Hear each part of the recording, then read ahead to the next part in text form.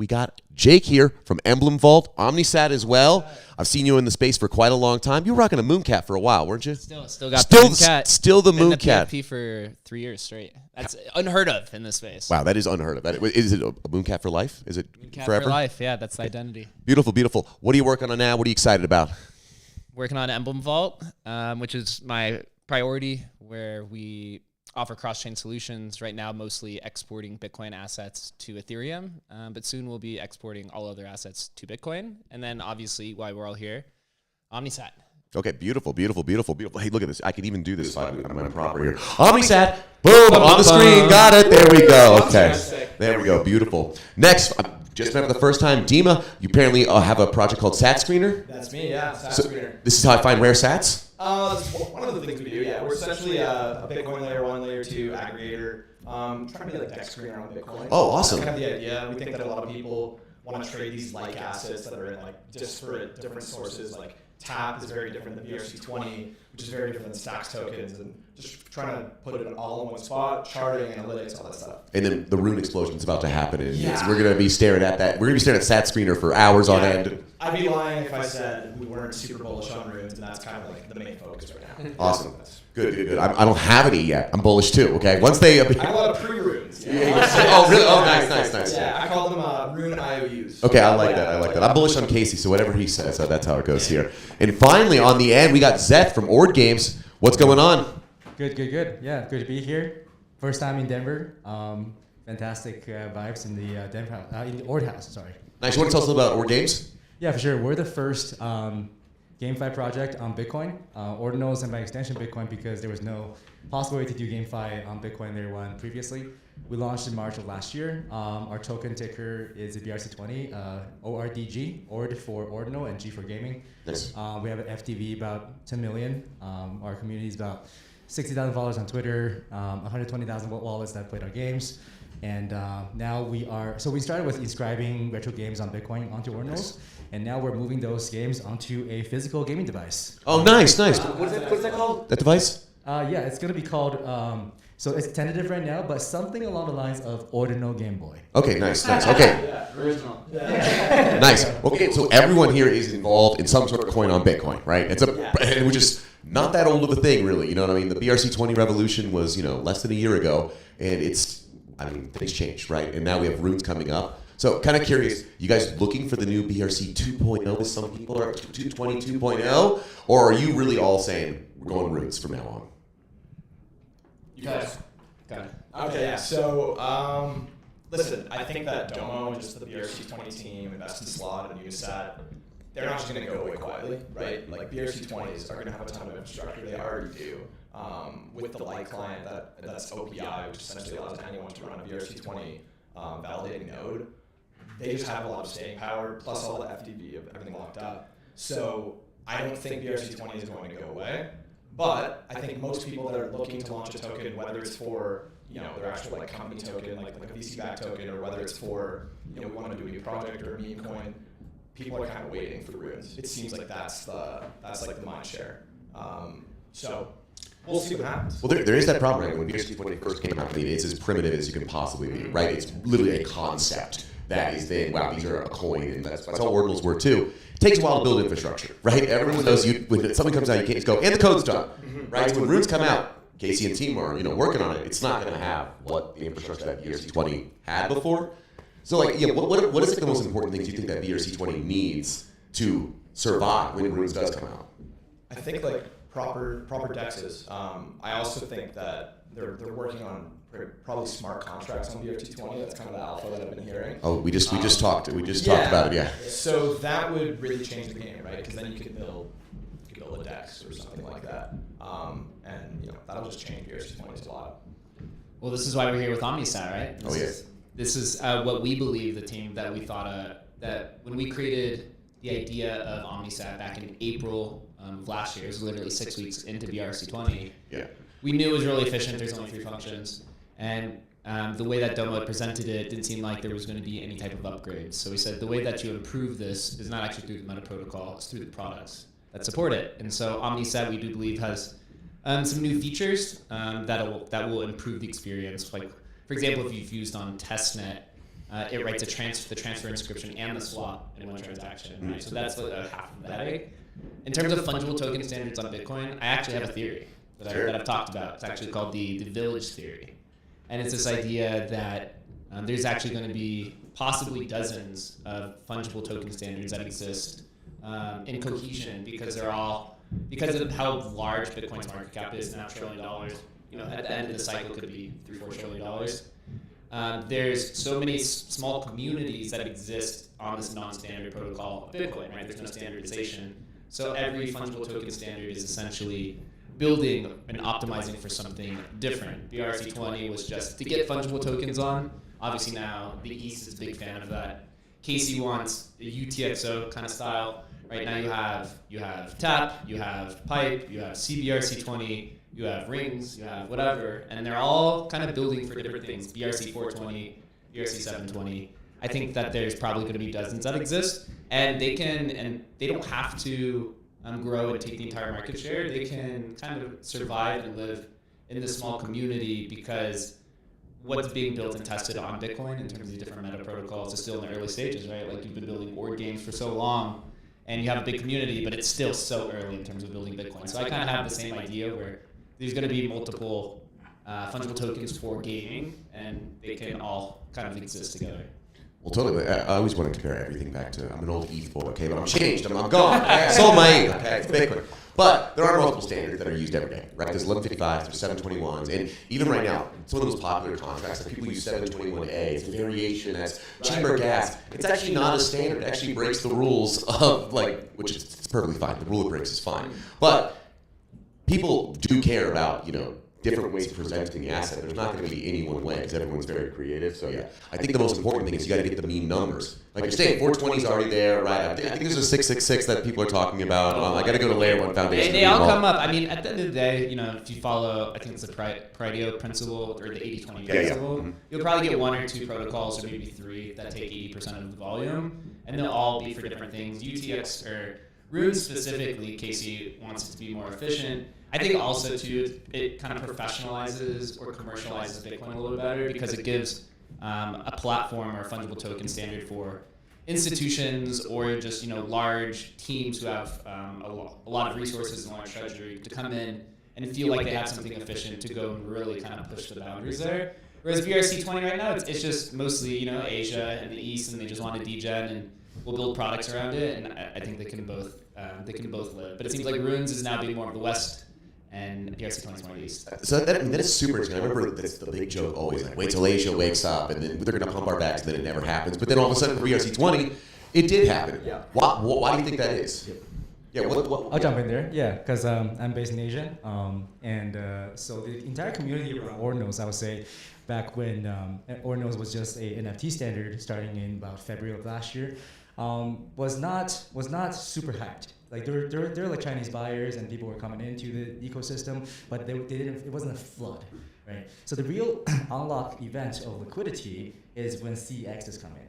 Right? So because they bring in the real retail investors, so to speak. Because when you're still at the non-custodial areas, people have to be very degen. They have to have their own wallet. They have to do the whole seed phrase, all of that stuff. Whereas once it gets on the CEX, you have mom and pops who have no idea how cryptos actually work and don't know what BRC20 or whatever these token standards on Bitcoin actually even means. They will come in and they will FOMO buy.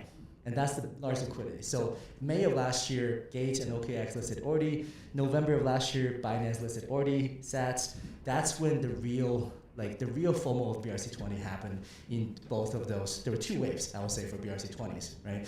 With Runes, I don't know if that's gonna happen in the same type of manner as Jake pointed out. It's very different in terms of culture. That I do tend to agree that Runes have a lot more Western interest in it, whereas for BRC20 is like pumping, and then all my white friends are like, okay, yeah, interesting, I want to buy, I should buy more, and then a month later, sorry, I didn't buy. Yeah, why not, right? Whereas in the Eastern communities in China, many people are now super hyped about Runes too. So it's when Runes come out, it will be huge. It's gonna be East plus West. It's just gonna go humongous FOMO. And I would be very cautious about like buying on a secondary, is because it's going to get really, really hyped. And if and when, which I think will happen, is when CXs are going to come in, because that's going to be a huge inflow of new users for them and liquidity and volume. So that's going to just add another lever to make all this even crazier, and it's happening around the halving, right? So we're going to wait and see. But on BRC20, I am not bearish at all. I mean, we do have vested interest because we have a BRC20. Unisat are our investors. But you know, knowing them, knowing the Unisat team, knowing, you know, the Layer 1 Foundation team, they are really pushing the envelopes to get very innovative around BRC20s. The infrastructure on them is going to get pretty insane pretty quickly, and we're going to be able to do so much more. And with Layer 2s coming up, there's going to be a lot of bridging of assets. There's going to be even more functionality on Bitcoin. I think that whole system is going to get really, really big. And I agree with the village theory that it's going to be, each one of these individual ecosystems is going to flourish. Totally, yeah. It is interesting because, like, I think so much of it being, I don't know, like, the West Runes thing is because I just follow Casey. That's it. I mean, I'll spend hell money, and oh my God, he's amazing. A benevolent dictator. Yeah, exactly. Yeah. But one thing I think is really interesting about the team that, you know, works behind Ordinals is that they don't really seem to be purely financially motivated. Right? So a lot of people, if they put out a BRC20, the goal is, if we get it on a DEX and we win, like that's a lot people's goal when they launch various coins. It seems like he wouldn't care about that, right? Even the way that Rune's being approached first released, it's like, here you go, I'm inventing something, have fun, guys. It'll be so it's. If he won't push that, that's great, because there's another group of people like will push that, and they can both innovate in different areas, right? If they're both going after the exact same thing, I want Casey doing dev stuff always. You know what I mean? Not worrying about, I'm gonna get stuff listed, guys. I'm gonna get my runes listed. You know, so I think there's definitely room for everyone to live here. Maybe on the game side, because it's super interesting. Like, games on Bitcoin, it's not really a thing till now, right? It's pretty much just starting here. I wouldn't say it's a thing now, even. Yeah. You're trying to make it a thing, exactly. Yeah, I mean it's already hard to build on Bitcoin. You already have a limited set of tools. Things are expensive here. It's kind of crazy. How did you first say, okay, how do you convince people that this is a good idea then?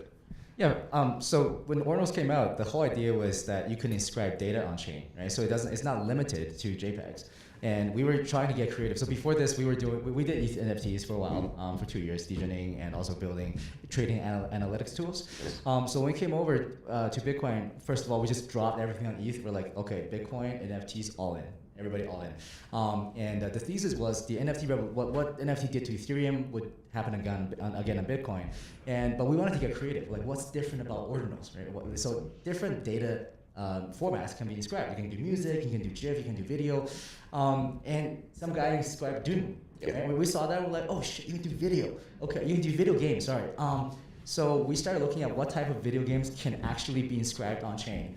And we came up with retro games. And retro gaming is getting bigger and bigger, apparently. I think because of COVID and how people like locked up at home, and a lot of adults didn't have time, they don't have to go to work, or they work from home, so they had a lot of time on their hands to play these games that they used to play as kids. So the same happened to me. That's what I did.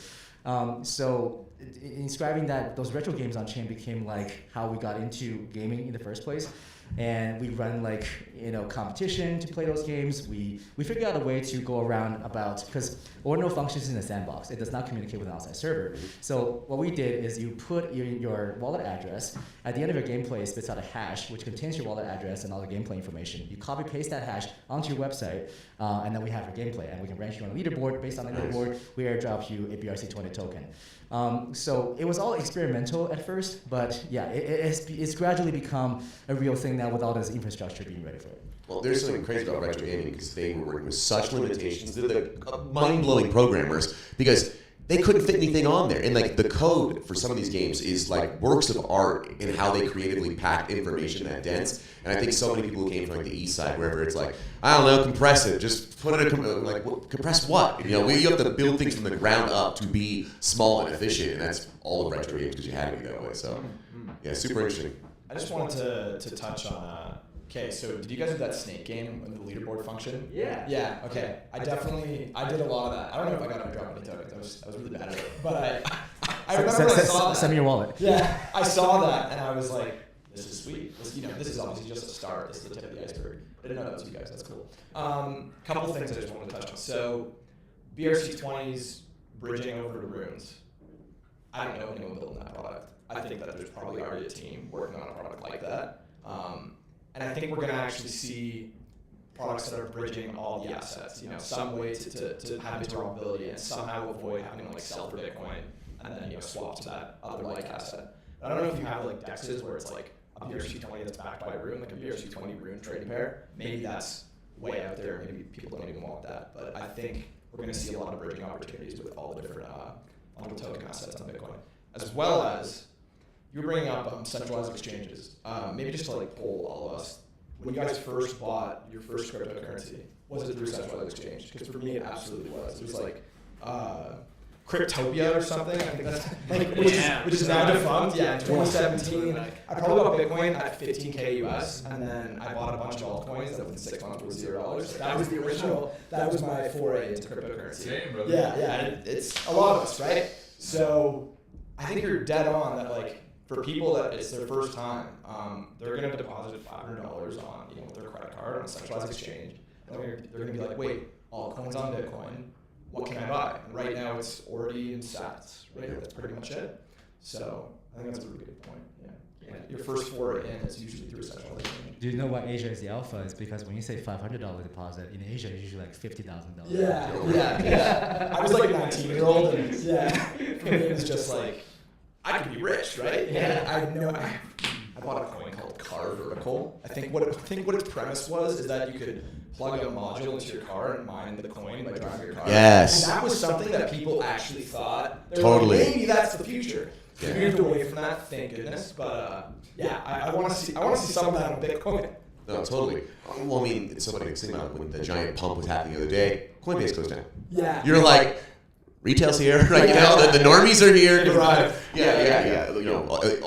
Anything decentralized didn't go down, obviously, because it's a lot harder to go down. But yeah, Coinbase was out like all day, having issues. So. And even more so, like the onboarding experience of me first downloading MetaMask, I remember being like, this is so much friction. Like, what is this? And now it's second nature to me. Like, I'll download, I have like 17 wallets, like whatever.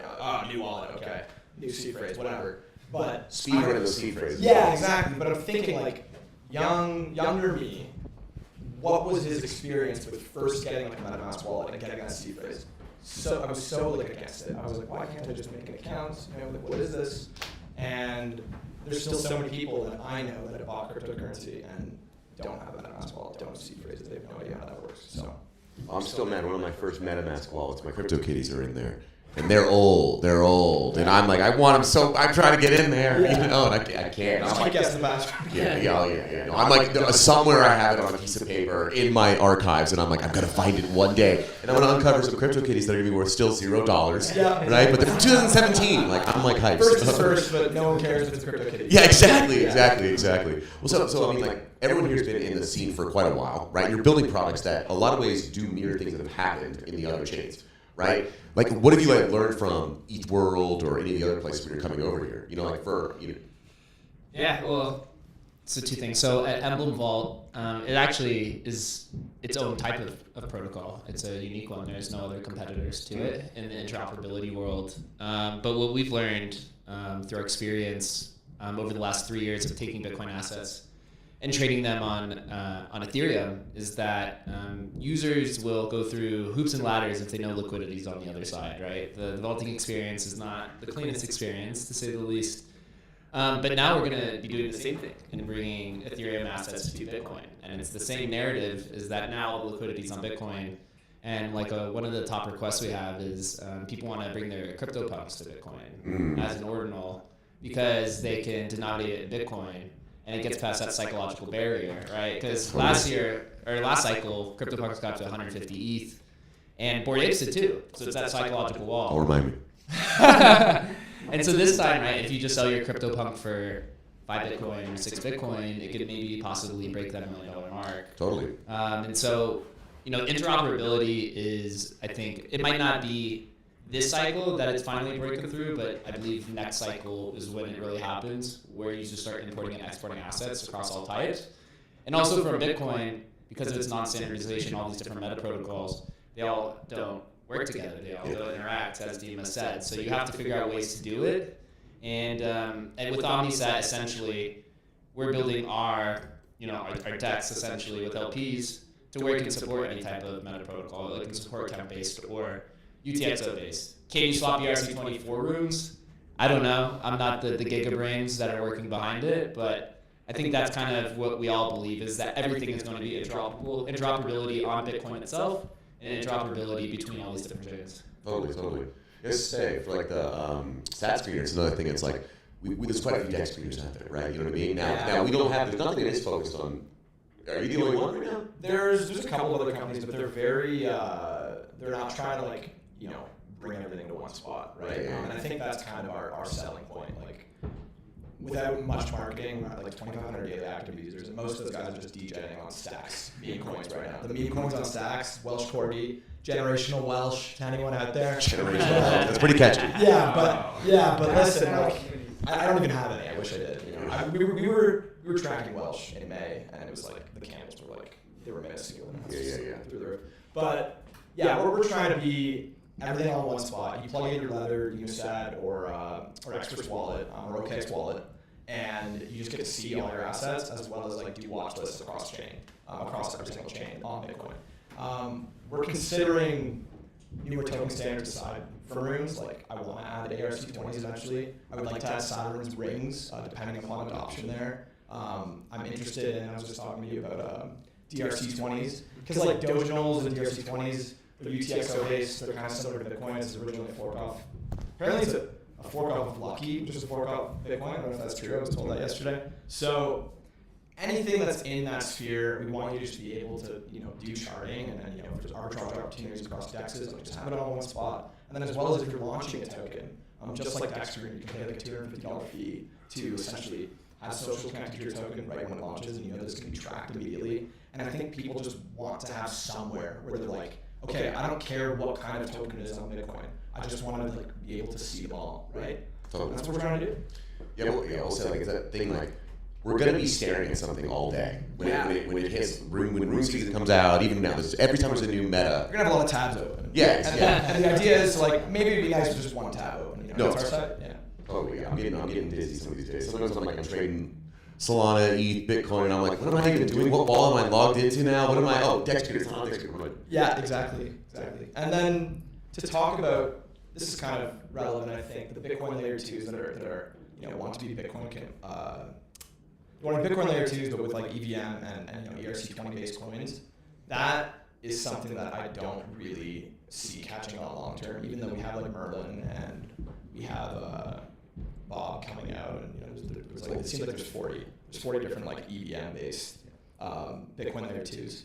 And for me personally, I'm like, okay, DEX screeners are going to track those, so I have to say I don't like them. But on top of that, I genuinely don't think they're needed for Bitcoin. And maybe that's a hot take, maybe not. I'm talking to a lot of people, and some people are like, I don't know, like a lot of value you can add. I'm like, okay, like look at Blast, like it just launched and everything's like tanking, right? Because people just like kind of like a get rich quick, right? Blast is a literal casino. It is like the only thing people are liking about it is the pure gambling act. They're like, they're already gambling. Like, can we add more on top of it? You're like, yes, and multipliers. People are getting wrecked from So I would actually push back a little bit. I think that EVM and Bitcoin assets will have a lot of compatibility.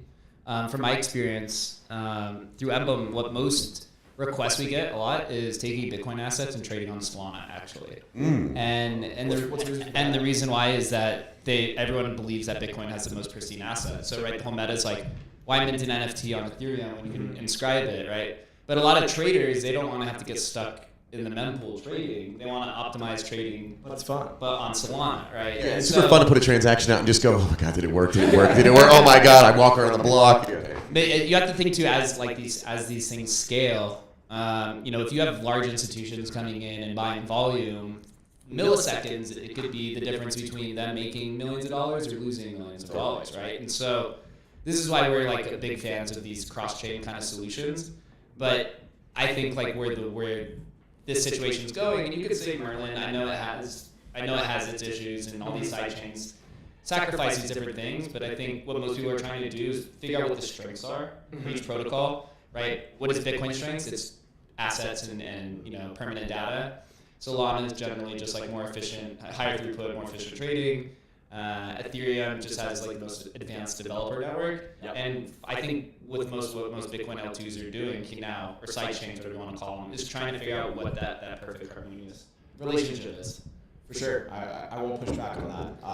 I just think that a lot of people that have been here from the start and like buying ordinals, I think it's gonna be a hard sell for them. But The tribalism. tribalism, exactly. But people that are from Ethereum that want to get into Bitcoin, they probably see something where it's like, oh, it's showing up on DEX here. It's an ERC20. That's an easy sell. But maybe for the same reason that they want to move away from Ethereum, they're like, I actually don't want to trade ERC20s, right? Like, I don't know. I feel like a lot of people have gone sour on it because of the amount of rug pulls and like, you see the odd Twitter post every day. It's like, oh, I minted this shit coin and I have $500,000 now, right? Like for every one of those stories, there's so many bad holders. Well, Is that just the market though, or is that, you know what I mean? Or It's to an extent it's solidity. Like it allows that, right? Like solidity is not the best for like disabling ruggers. But I guess the question is, will DEXs on Bitcoin with runes not allow rugging? I don't know. I think rugging. Like not intentional rugging as well. Like I was talking to you were talking about Benari as well as Bob, where if you accidentally sort of send one token, it'll burn the rest of your fucking tokens in your Oh yeah, you can make a lot of mistakes with solidity. And like everyone's just going on Open Zeppelin and just like, oh, you're a smart contract. I'm gonna launch Dog with Hat too. And next thing they load in turn 10K. They copy someone else's contract. They load in 12 libraries they don't need, and then everyone's like, "Why is gas so high?" What happened? Yeah. So here's also an interesting kind of take to go to the next kind of topic. I think UTXO based blockchains and assets are actually having their spotlight again. They were forgotten about for many years, and with the Bitcoin ETF that has just came out and has made it a much more simple experience for the everyday person to buy.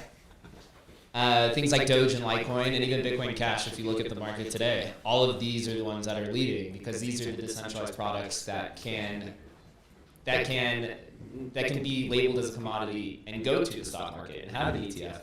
And now you're seeing a lot of users who are Bitcoiners moving past that tribalism and saying, hey, I don't like EVM, I don't want to deal with solidity, but I do like these UTXO-based assets like Litecoin and Doge because it does satisfy the spectrum of self-sovereignty that I like. Proof of work is back. It's almost like, I guess the environmental concerns are overblown. As well as dubious. Like, I think the claim there is interesting, but overall, proof of work is back. We're focusing on Taylor Swift's jet, okay? No one cares about the blockchain anymore. Elon Musk and Taylor Swift's jet is more important. The Las Vegas sphere actually consumes more energy than all of Bitcoin mining. Really? Yeah. That's crazy. Oh, wow. Yeah. Sphere looks cool. Yeah, it does. So I'll just say, because I'm in a bunch of different group chats, I got a bunch of different friends, been around for a while. It really feels like the last bear broke a lot of people out of the maxi behavior. That's it. You weren't here. What are you going to do? If you're an ETH guy, there was just 8 months of nothing, right? Everyone had to find something new. People went to Solana, people went to Ordinals, people went to Bitcoin, people went to other stuff, you know what I mean? And I think just all my friends now, everyone is so much more likely to be on every chain. It really does feel like there's no more ETH maxis, because it's rough out there, right? Now, there are new people who've come, like Ordinals is their first win, and this is their first community, they're part of it. So they are Ordinal maxis, but they're also brand new, right? I don't think anyone who's been around for 5 years is like, Yeah, I think, like, for me personally, it was, as soon as I found out you could do JPEGs on Bitcoin, sold every single one of my Ethereum NFTs. I liquidated. I probably have, I didn't have big bags though, right? And I'm still saying, I was down 70% on all my Atom Bomb squads. I had 5 left. Yeah. I floored them, and I love Atom Bomb squad, but I was like, JPEGs on Bitcoin. I'm sure they're going to launch. Why did you migrate them to Bitcoin instead? Why did I Telegram them? Because I wanted to, I needed that liquidity, you know what I mean? I was at a point in my life where it was like, let's, are we still on air? Okay, cool. But that's No, wait, here we go. We're going to get some back. Yeah, we're back. Oh, sweet. All right. Anyways, I just liquidated, and I was like, I need Bitcoin. I'm going to just go to a central exchange, swap for Bitcoin, buy some Ordinals. Yeah. I made the switch pretty quick. If you have heavier bag bias, you're not going to make the switch as fast, I think. For me, I was lightweight, and it was really easy. I'm like, oh, JPEGs on Bitcoin, there's nothing else. That's the end. Well, I think people have to also remember, there is this problem, right, that we solved, Blur kind of collapsed rarity, and it became just all about whatever, everything's the floor. And if you have some rare assets before, finding a buyer is not easy, It is not you can just sell it. You have to take a huge loss. And I think we're going to see that. I mean, Ordinal's it's going to hit people eventually, right? Right now, people are paying for rarities, but once Blur gets a hold of, hey guys, check it out, you can actually dump your node monks into a bid wall. The curse of the mid rare, right? Yeah, oh, you yes. don't have like the top rarity and you have a mid rare. Like, what is my price? Yes. My 2x floor, my 1.5x floor, and I've been there on Ordinals already. I've done a couple of those sad, late night conversations with the ETH friends of what went wrong, and we always joke. And the one thing we always say is we should have just bought every fucking floor. Never wasted zero time. Every time we go, oh, it's cool, floors, cool. Want more floors. And not even worried about it. Instead, we were there going, wait a minute, which one? Ooh, that really feels like me. And I think, I got a theory, guys. I think this way, it's like. You're going to get an airdrop because you're wearing a bear hoodie or something. Exactly. I could have literally just done sweep and then gone back about my business. I could have been making money somewhere else. But at the same time, we are seeing in Ordinals, new communities pop up where you should be proud of your PFP and be excited to, rock some trait that you're into, that it's only gets bad when all of a sudden you have to sell everything and then you're like, oh no, I should have just rocked the floor. So, yeah. But with that, if we stay on layer 1 transactions for all these JPEGs on Bitcoin, Blur is unlikely to be able to introduce the kind of liquidity that you would have on Ethereum, right? I think so. Yeah. So let's stay on layer 1. Yeah. But the thing is, I think there's some kind of consensus forming around that.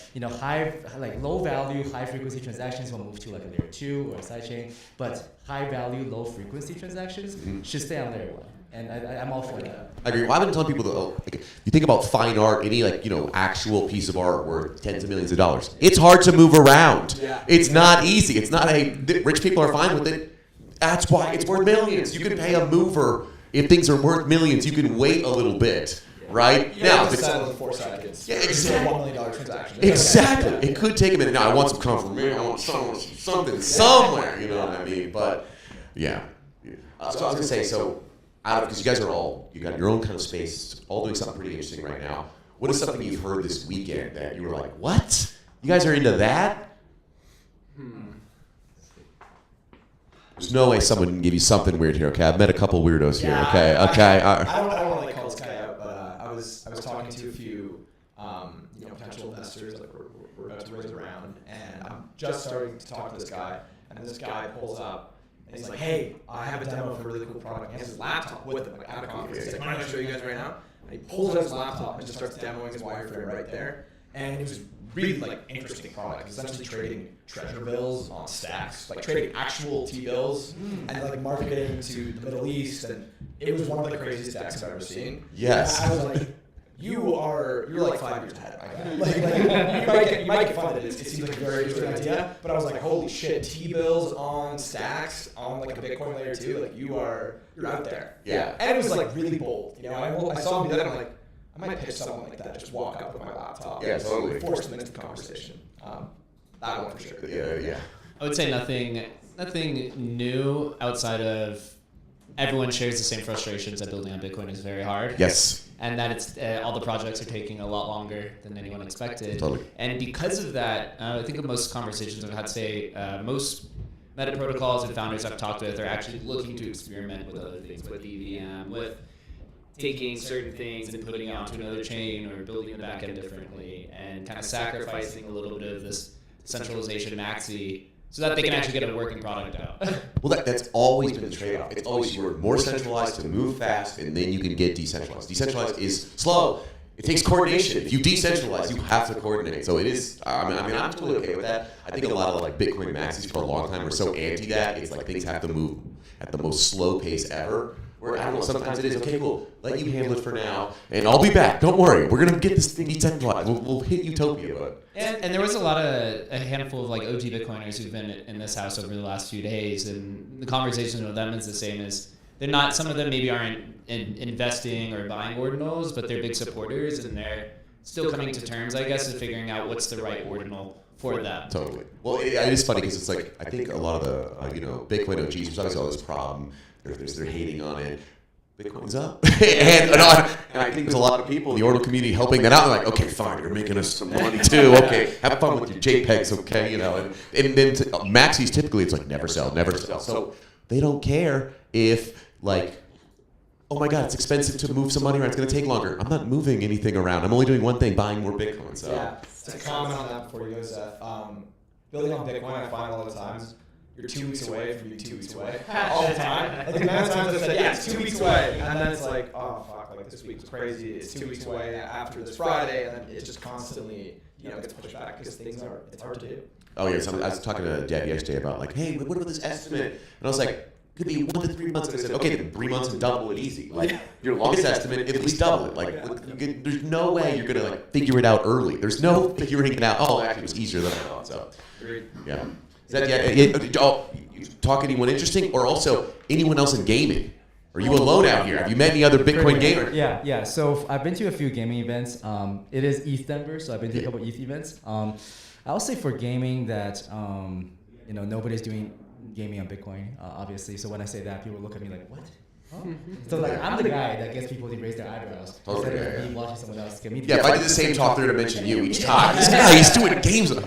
Yeah, so they ask me how it works, and then I explain, and it's like it's a very different approach. There's a company, there's the Animoca portfolio that did games on their games on Polygon, but they're moving to Bitcoin. They have their assets moving to Bitcoin, their wise, and they've been really active in the ecosystem, and it's important to have these big players from other chains coming over and supporting Bitcoin, and even if it's going to take a while for I think real games to be like Bitcoin layer 1 games. We're working on fully on-chain layer 1 games with Omnisat with their gaming module, and that's decent and cool, but that's not that's really not outside of like Web3. That's really not where the latest gaming meta is. People are looking at AR, Apple Vision Pro. They're looking at these things. So with ETH events outside of gaming, the latest meta on Ethereum I feel like is AI and DePIN. I've been to like 2 DePIN events that they were back to back 2 days in a row by 2 different companies. They're both jam packed with people, like 300 people crammed into the space. They were like, there are things you can do to there's like AI-based charger, cloud-based charger, cloudless computing, edge computing. There are plugs you can plug into your wall. It's like IoT but Web3, and that I feel like that whole thing, like IoT it was a big thing a couple years ago, and it became like pretty ubiquitous. I mean, we have a lot of smart devices at home now, but if you move all those onto the blockchain, all of a sudden you have a incentivized program with people, having tokenized assets that can be traded on exchanges, and they have a lot more incentive to do that. And that can onboard a lot more people, right? And nobody is doing any sorts of, I haven't heard at least, AI or DePIN project on Bitcoin. Totally. There's some AI. Okay, I'll tell you, Boot Toshi's around here somewhere. You got to meet him actually. He's doing AI on Bitcoin. Really interesting. Yeah, and we have a physical device, so we might look into DePIN. Oh yeah, totally. Yeah. Oh, that's awesome. It's also good to hear that they got something going on. Okay, it's still my people. I got some bags still. All right, I don't want to hear they're just sad over there while we're having fun. So before we wrap up, maybe just like where's the best place to look what you're working on next? Like Omnisat. Testnet's already done. Mainnet's out now? No, Mainnet's not out yet. Testnet is there. We just launched the leaderboard while we're here today. Oh, nice. Awesome. So we're working on a few more back-end things and trying to get as fast as possible. So we should get on the testnet, though, and try it out. Yeah, definitely try it out. It's cool. The difference with this on-chain swap is that you could also use Bitcoin, raw Bitcoin for Ordi, or Bitcoin for, you could swap Ordi for Sats or Bitcoin for Ordi, and that doesn't exist anywhere else. Beautiful. Awesome. Definitely we'll be looking at that. Dima, what's going on? So satscreener.com for your deck screener on Bitcoin, as well as if you're just interested in any of my thoughts on cross-chain activity, 0xDima95 on Twitter. I'm always in spaces, dropping random knowledge and just talking about ordinals, talking about stacks, talking about any upcoming meta protocols. One last thing I wanted to say. I think Runes is going to somehow have gambling embedded into the protocol. Casey has said that. I don't know what the hell that's going to look like, but... So maybe I don't know if it's alpha. We had Raph on the panel earlier, and he said, for Runes, they are an entertainment company. Yeah. And I was like, what? Okay. On Bitcoin. So yeah, pretty excited. Awesome. It's Runes Entertainment Incorporated. Yeah, exactly. Here. Yeah, so for us, just follow Ord's Games on Twitter, and my Twitter is Zeth NFT, and I post latest alpha of what we're doing. We're gonna be the hardware is gonna be released in April. So awesome. we'll have a launch event for that. Look out for Paris Blockchain Week. Oh, nice, So nice. that's gonna be the biggest event in Europe annually. So lots of alpha coming up there. Beautiful, beautiful. Thank you, everyone. Thank you, panel. We're gonna see you for another one in a little bit. This was very fun. Oh my God, Dad, Ott's in the chat too. Legend. Speaking of AI.